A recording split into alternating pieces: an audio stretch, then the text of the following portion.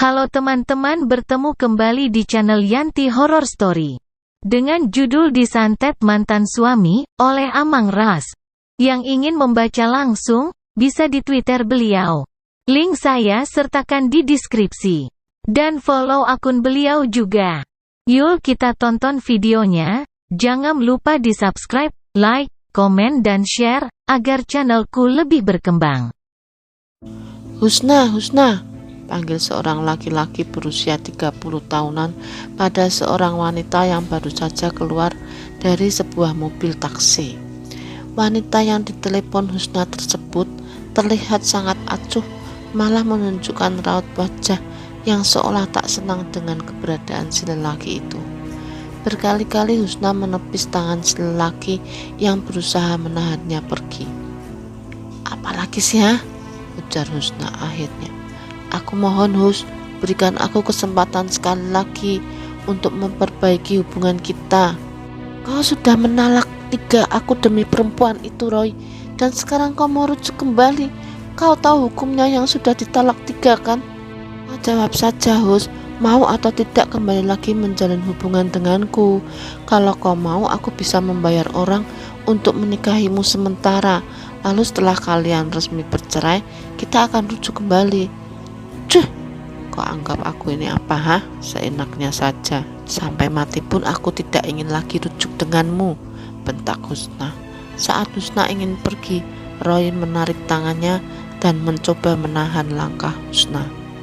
"Aku masih sayang padamu, Hus. Sungguh. Dulu rasa sayangmu itu kemana, Roy? Kau tinggalkan aku pergi bersama wanita itu. Kau juga menghina fisikku yang jarang berdandan dan gemuk. Kau banding-bandingkan aku dengan wanita murahan itu. Kau pikir aku tidak sakit hati, ha? Aku benar-benar minta maaf. Aku ikhlas, Hus. Tolong maafkan aku." Kau datang dan bersujud padaku meminta rujuk setelah fisikku kembali seperti masih gadis dulu. Kau memang laki-laki egois, laki-laki tidak tahu diri. Plak, sebuah tamparan mendarat di wajah Husna. Pipinya yang putih mulus seketika memerah. Air matanya kembali jatuh. Ia menatap tajam pada Roy, lalu berlari meninggalkan lelaki itu. 3 bulan setelah kejadian itu, kini Husna sudah mempunyai kekasih yang bernama Silo, orang pemain bulu tangkis antar kabupaten. Orangnya gagah dan juga tampan, perawakannya tinggi dan atletis. Suatu hari saat Husna dan kekasihnya itu sedang makan di pinggir jalan, mereka dilabrak oleh Roy. Kasar Roy menghajar Husna sampai berdarah-darah. Melihat kekerasan yang dilakukan oleh mantan suami kekasihnya itu, Silo tidak diam saja. Dia menghajar Roy habis-habisan sampai hidungnya patah. Andai tidak ada orang yang melerai, mungkin Roy sudah mati dihajar oleh Silo.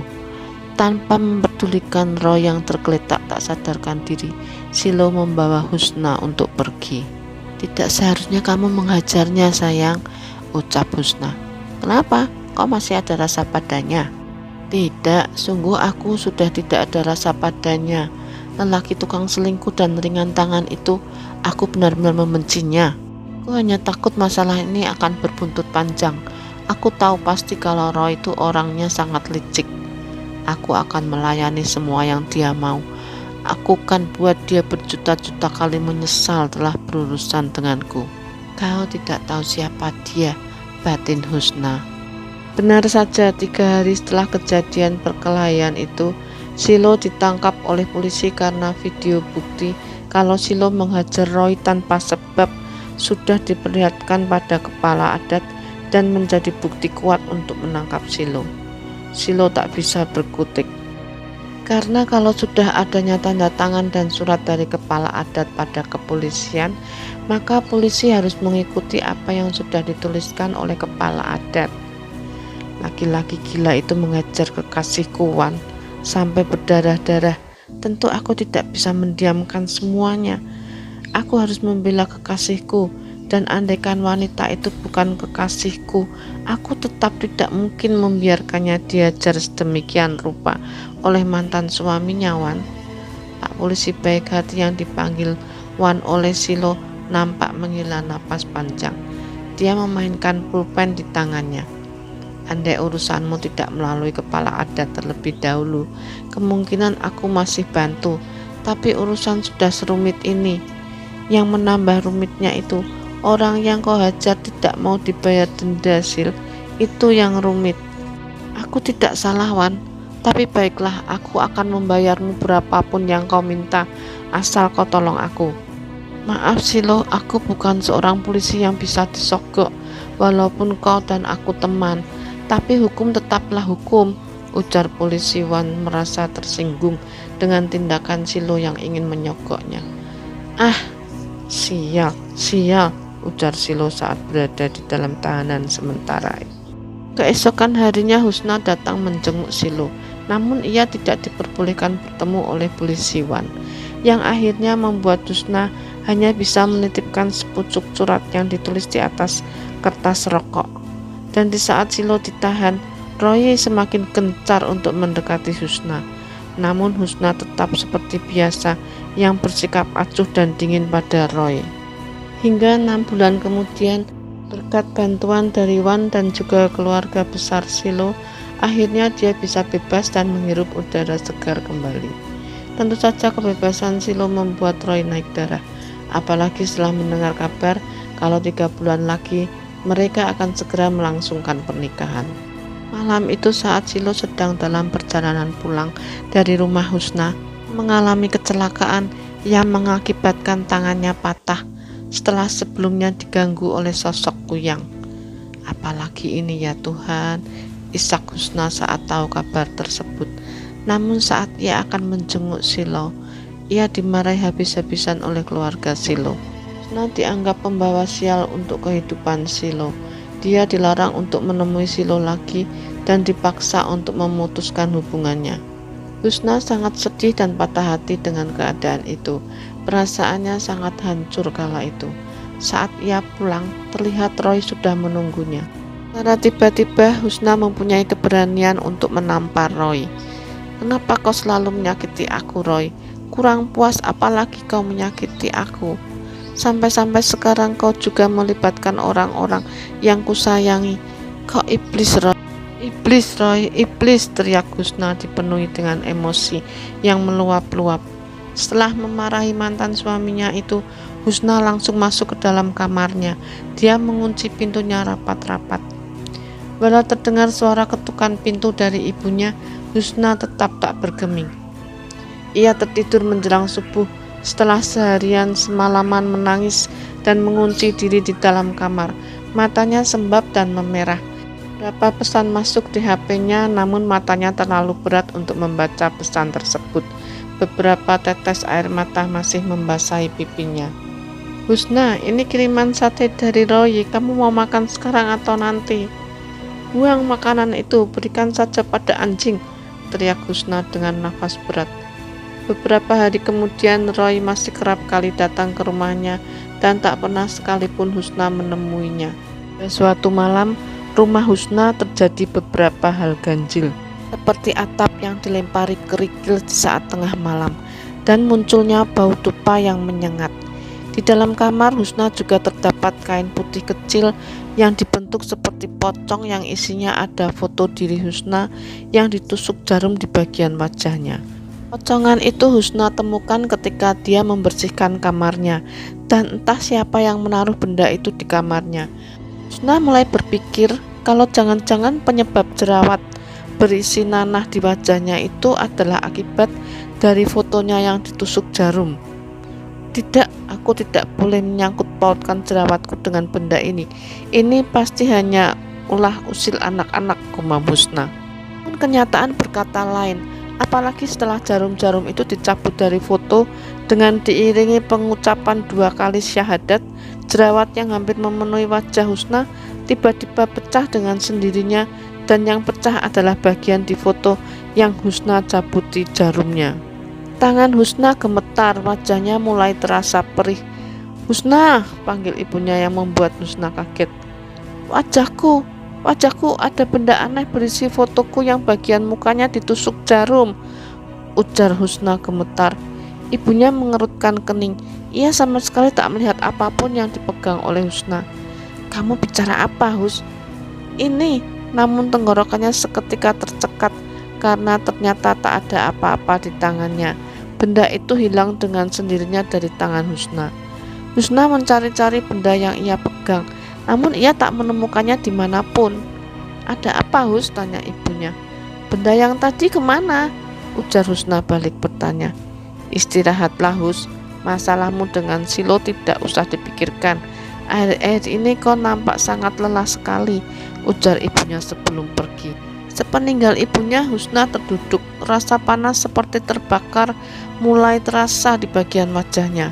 Husna menangis kesakitan. Tidak hanya di bagian wajah, tapi di bagian perutnya juga terasa sangat sakit sekali. Husna menggigil dengan erangan tertahan.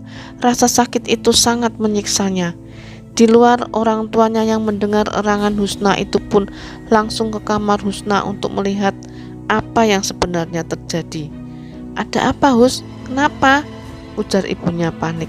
"Bawa dia ke rumah dokter umum," ujar suara terakhir yang didengar oleh Husna sebelum akhirnya dia tak sadarkan diri karena sudah tak kuat menahan rasa sakit yang teramat sangat. Lama sekali Husna baru siuman, tangannya juga sempat diinfus. "Perutku sakit sekali, wajahku terasa terbakar," ucap Husna pelan. "Sudah nak, sudah, tenang ya. Kamu hanya alergi dan mahmu juga kambuh." Tapi sakitnya bukan seperti biasanya," kata Husna lirih. "Jangan terlalu dipikirkan, nak. Percaya saja dengan apa yang dikatakan oleh dokter." Husna terdiam. Dia mencoba percaya. Setelah keadaannya sudah mulai sedikit membaik, Husna dibawa pulang ke rumah. Di teras rumahnya terlihat mantan suaminya sudah menunggu kedatangan mereka. Husna membuang muka. Sungguh muak sekali rasanya jika dia menatap wajah lelaki itu. Roy mencoba membantu Husna untuk dibawa ke dalam rumah. Namun meski tubuhnya masih sangat lemah, hati Husna tetap sekeras baja. Dia menepis dengan keras tangan Roy dan masuk sendiri ke dalam rumah. "Maafkan kelakuan Husna ya, Roy. Maklum dia masih sakit," tinggal perkataan ibunya pada Roy yang sempat didengar oleh Husna. Entah berapa lama Roy dan orang tua Husna mengobrol, namun saat terbangun jam sudah menunjukkan pukul 11 malam. Husna terbangun karena tenggorokannya terasa sangat haus. Dan ketika dia buang air kecil, terlihat celananya yang sudah berdarah. Husna mengingat-ingat tanggal terakhir ia haid. Namun seingatnya terakhir haidnya adalah seminggu yang lalu. Merasa tak yakin dengan ingatannya, Husna cepat-cepat masuk ke dalam kamar, melihat tanggalan di dinding kamarnya, dan ternyata ingatannya memang benar. Rasa sakit mulai terasa menyerang perutnya lagi. Husna bahkan dibuat berguling-guling di kasurnya sambil memegangi perut. Husna berusaha agar tidak ketahuan oleh orang tuanya. Perih, sakit seperti ditusuk-tusuk jarum yang ujungnya sudah dipanaskan dengan api. Akhirnya Husna jatuh pingsan tanpa diketahui siapapun. Kan harinya Husna terbangun, darah sudah mengering di spray dan celananya. Dengan tubuh yang masih lemas, Husna bergegas membersihkan darah itu. Tak lupa dia juga mandi dan memakai pembalut. Seminggu setelah itu anehnya Husna masih dalam keadaan seperti haid. Darah tak pernah berhenti keluar. Di 2 minggu kemudian, Husna mulai panik dengan keadaannya. Tak biasanya ia haid selama itu, apalagi jarak waktu terakhir dan datangnya itu sangat dekat. Hari itu dia ke rumah dokter umum yang beberapa minggu lalu pernah merawatnya. "Kami tidak bisa melakukan pemeriksaan di sini karena alat yang terbatas. Kalau kamu ingin memeriksakan keluhanmu, lebih baik kalau dibawa ke rumah sakit besar saja." "Kalau begitu terima kasih. Nanti kalau sudah ada biayanya saya akan ke rumah sakit." "Husna," panggil seseorang. Saat dia menoleh ternyata itu adalah Roy, laki-laki yang sangat dia benci.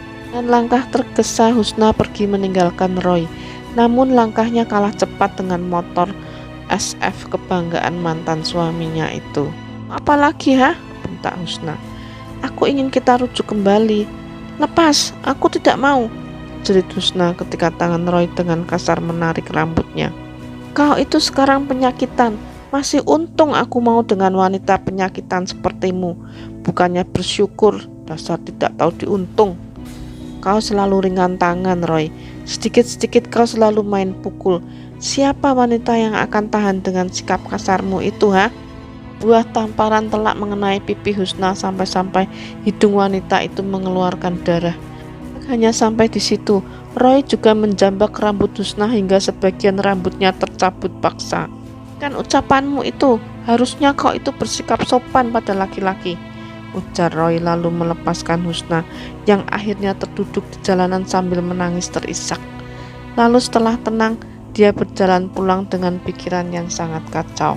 2 bulan telah berlalu. Hari itu uangnya baru terkumpul dan rencananya dia akan segera ke rumah sakit karena sudah berbulan-bulan darah itu masih saja keluar tanpa henti. Namun apa yang ia dapat dari hasil pemeriksaan di rumah sakit benar-benar membuatnya kacau, karena dokter mengatakan kalau ia terkena kanker serviks. Semenjak itu jugalah Husna diberikan obat-obatan dan harus selalu rutin meminumnya. Saat akan pulang, dia bertemu dengan Silo. Husna tak mampu membendung air matanya setelah sekian bulan tak pernah bertemu Silo lagi. Kau sakit, Hus? Tanya Silo khawatir. Husna menggeleng pelan. Kau sakit, wajahmu pucat sekali. Tubuhmu juga kurus. Kau sakit apa, Hus? Aku tidak apa-apa, ujar Husna seraya pergi meninggalkan Silo. Lelaki itu berusaha mengejar Husna, namun sesaat setelah berhasil meraih tangan Husna, dia terbatuk dan muntah darah yang sangat banyak. Nafas Husna turun naik, rasa panik seketika menyerangnya. Kau muntah darah. Kenapa? Kau sakit apa? Ujar Husna sambil berusaha membantu Silo membersihkan darah-darah yang terkena bajunya. Ini akibat kecelakaan itu, kata dokter, organ dalamku ada yang bermasalah, jawab Silo sambil berusaha tersenyum. Kau sendiri kenapa? Sakit apa? Husna terdiam, tubuhnya terasa kaku. Aku malu memberitahukannya padamu, ucap Husna pelan. Silo mengerutkan keningnya. Dari kejauhan Husna melihat keluarga Silo. Dia pun bergegas pergi sebelum ketahuan.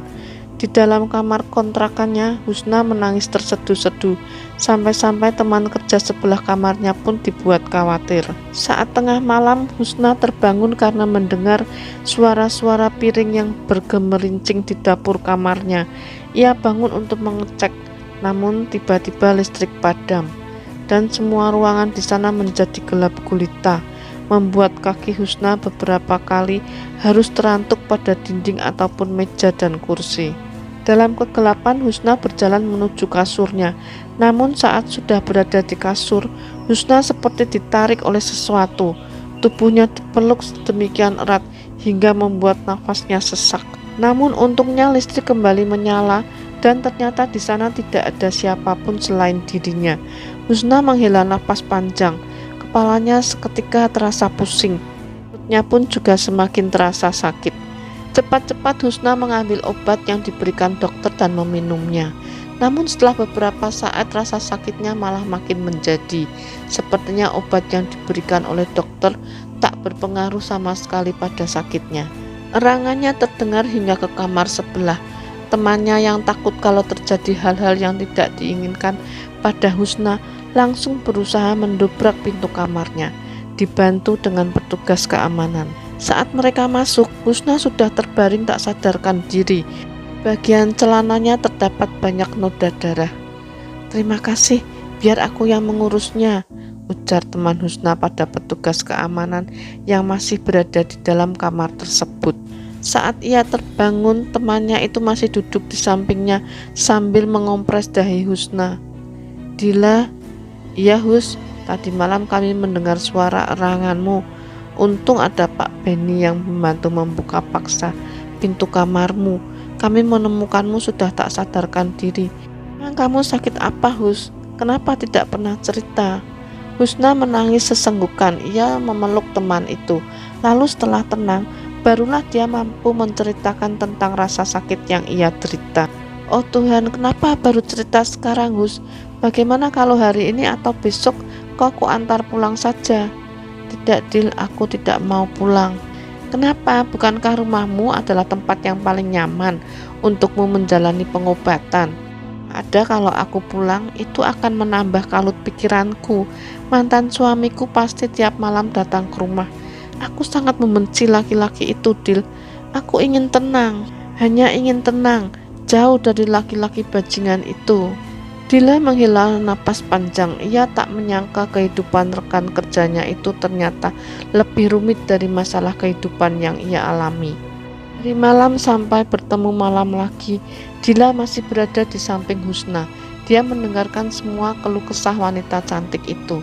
Husna, apa kau tidak pernah berpikir kalau masalah yang kau hadapi sekarang ada kena-mengena dengan hal-hal gaib? Maksudmu? Setelah aku mendengar ceritamu ini, aku malah berpikir kalau penyakit dan semua hal aneh yang kau alami itu disebabkan oleh seseorang yang pembicaraan mereka terputus ketika salah satu teman kerja lainnya mengantarkan 2 porsi bakso. Setelah menerima 2 bungkus bakso tersebut, Dila mengambil piring dan juga sendok untuk menyantap baksonya. Dila, seseorang yang apa maksudmu tadi? Tanya Husna membiarkan baksonya yang masih berada di dalam bungkusan. Makanlah dulu Hus, nanti kulanjutkan ceritanya. Saya makan, Dila langsung melanjutkan pembicaraan mereka yang terpotong tadi. Seseorang yang tidak suka padamu ataupun yang menginginkan kamu menderita, Hus. Jika memang itu benar, lalu aku harus apa? Bagaimana kalau besok kau ikut aku ke rumah pamanku?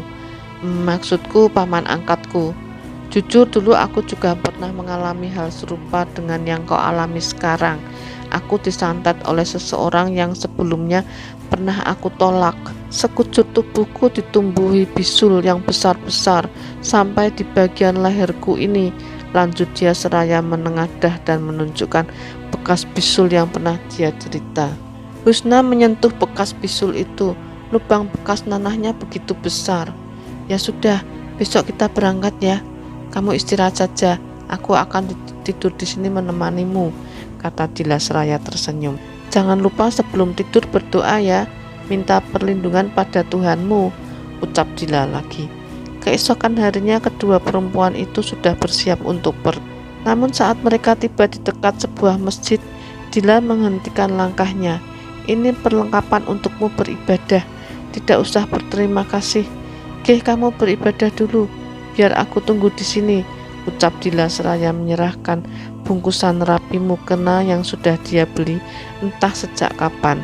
Tersenyum sambil mengambil bungkusan itu. Selesai sholat ia keluar. Matahari bersinar dengan sangat teriknya di hari itu. Sudah selesai. Husna mengangguk seraya menggandeng tangan Dila. Kau mau ke gereja? Biar aku temani. Nanti saja Hus, kita langsung ke rumah pamanku saja ya. Mereka naik ojek melewati jalanan beraspal tersebut. Saat sampai di depan rumah paman angkat Dila, kaki Husni tiba-tiba menjadi berat dan kepalanya juga sangat pusing. Pandangannya berkunang-kunang, tubuhnya juga terasa panas dingin. Kamu tidak apa-apa Hus?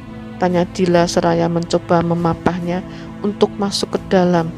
Tiba-tiba tubuh Husna ambruk. Dila yang panik langsung berteriak. Seorang laki-laki berusia 50 tahunan keluar dari dalam rumah. Ada apa ini nak?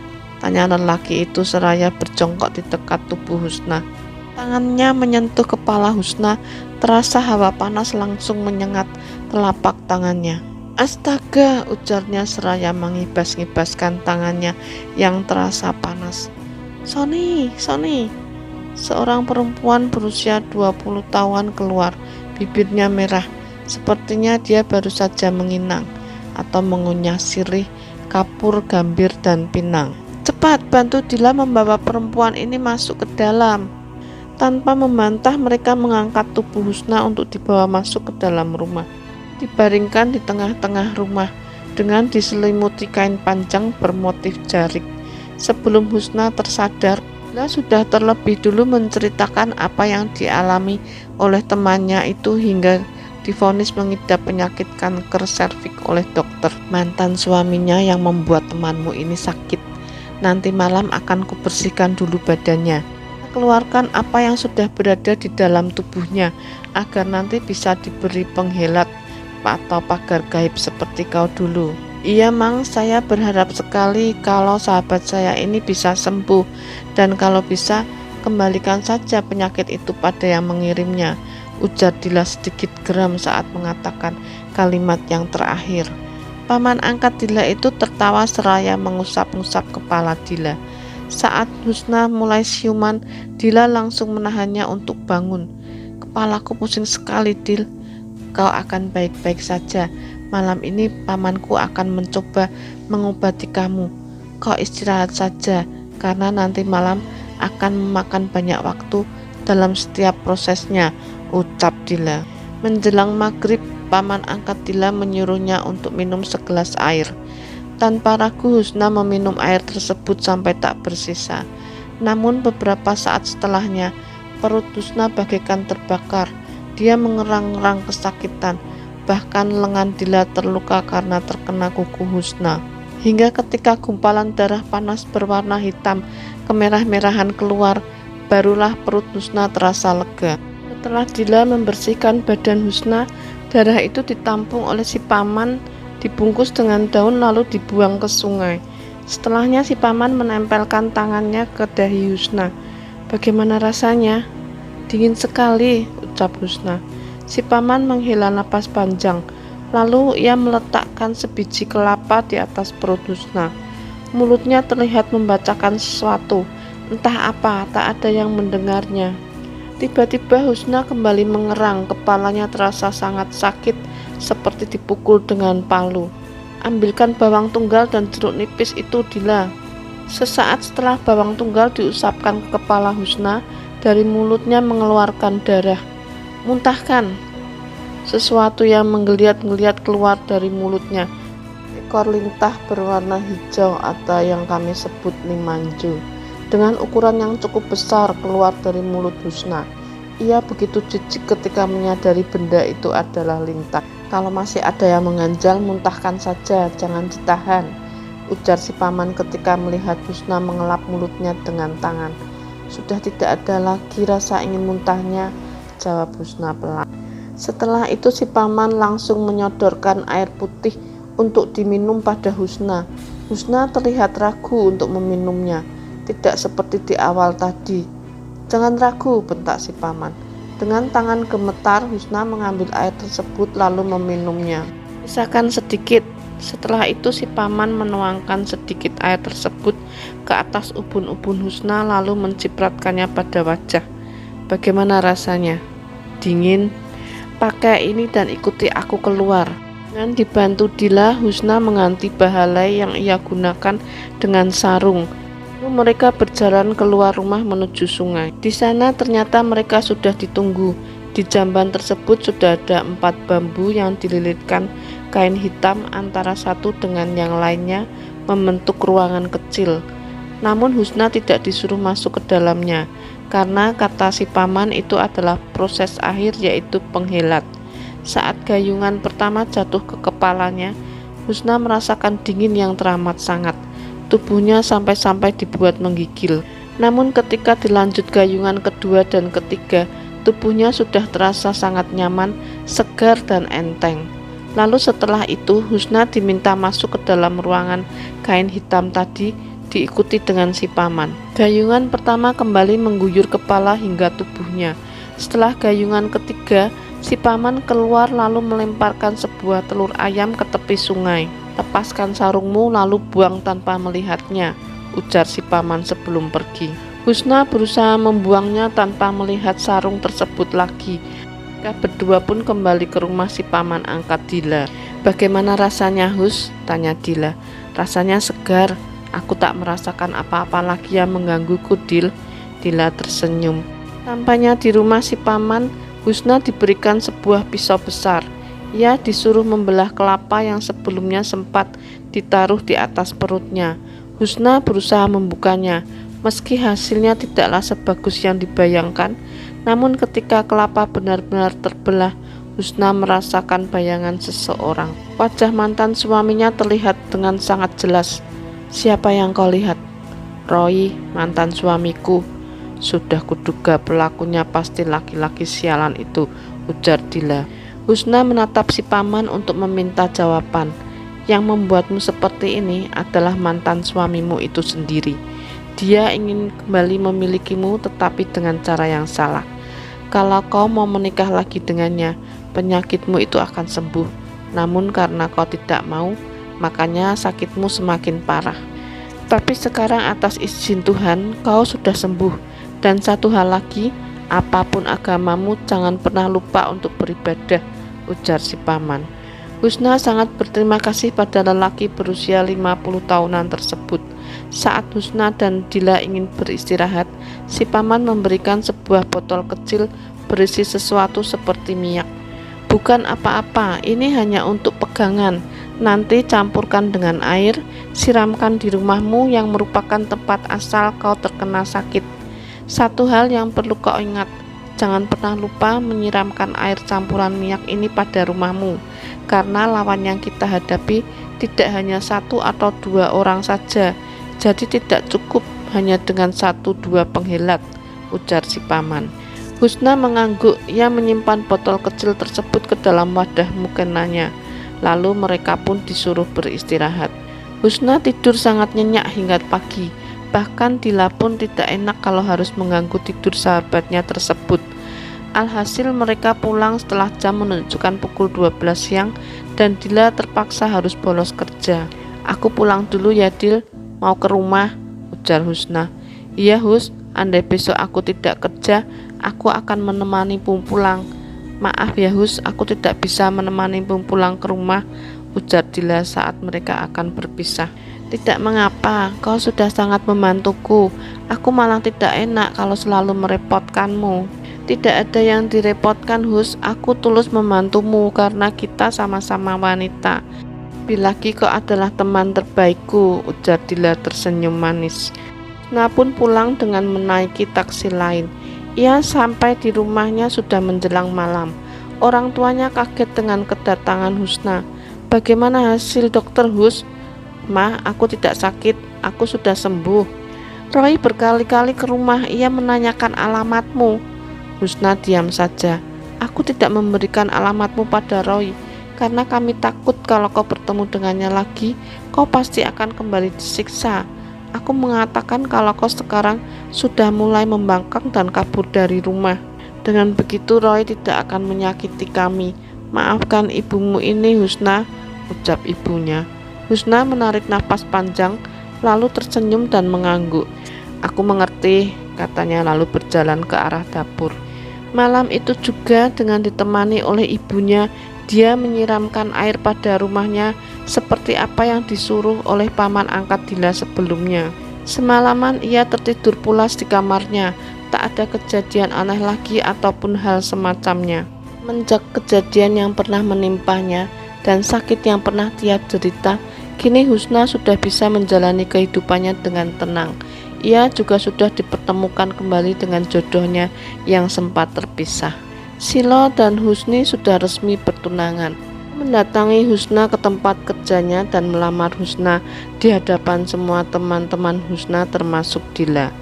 Wajah Dila terlihat sangat senang melihat sahabatnya yang sudah bisa bersatu kembali dengan laki-laki yang ia cintai. Selamat ya Hus, jangan lupa nanti kita pesanan ya, bisik Dila yang langsung ditanggapi cubitan oleh Husna. Aduh, ringis Dila sambil tertawa. Sementara itu Roy sudah tidak pernah terdengar kabarnya lagi. Saat undangan disebar pun Roy tidak pernah terlihat. Entah apa yang terjadi padanya. Tapi Husna sama sekali tidak peduli, karena dengan ketidakadaannya Roy membuat Husna lebih bahagia.